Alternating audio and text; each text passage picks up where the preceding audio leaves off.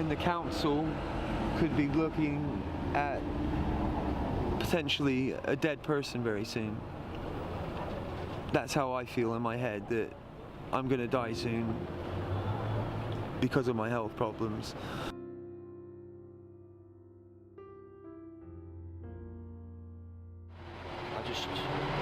I just don't see that they're doing anything for homeless people.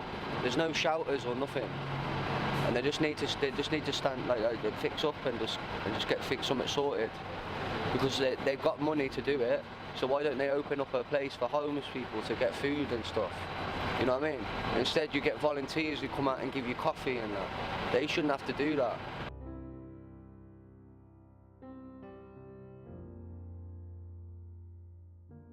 The real source of the problem for Oxford in the last 2 to 3 years and going into the next 2 or 3 years is the fact that the county council had a budget which was originally with district councils, transferred to the county council, 3.85 million for supporting people, and they are cutting all that budget.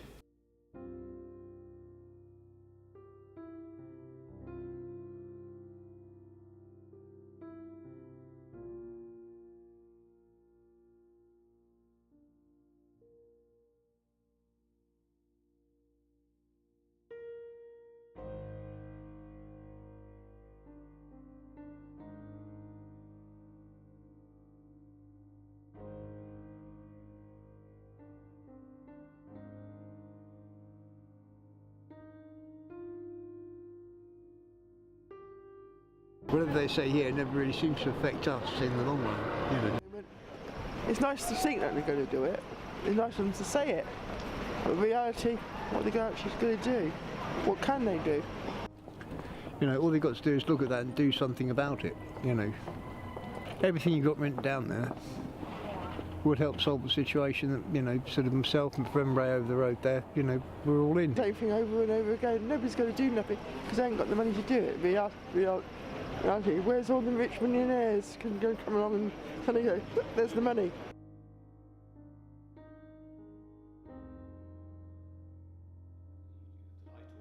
And that's why you see this happening across the whole country. This is not just an Oxford problem.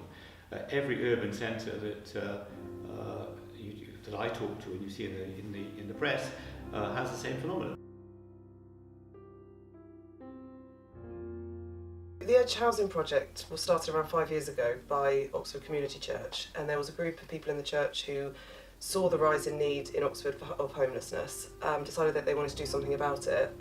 They had been giving out monthly meals to anybody who was in need, and then 2 houses came up within the church that were going to be leased out on the general market, and this team of people asked them if they could use the houses to house those who were homeless. And within, I think, about 2 months of the first questions, they had the houses, moved in 10 people off the streets, and it's been going ever since then.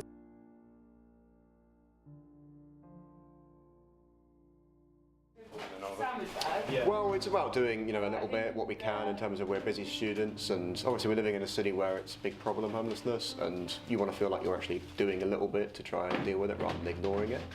And yeah, I suppose that's what this is about, really giving homeless people a conversation and some food and some hot drinks, and feeling like you're actually doing something about it, really.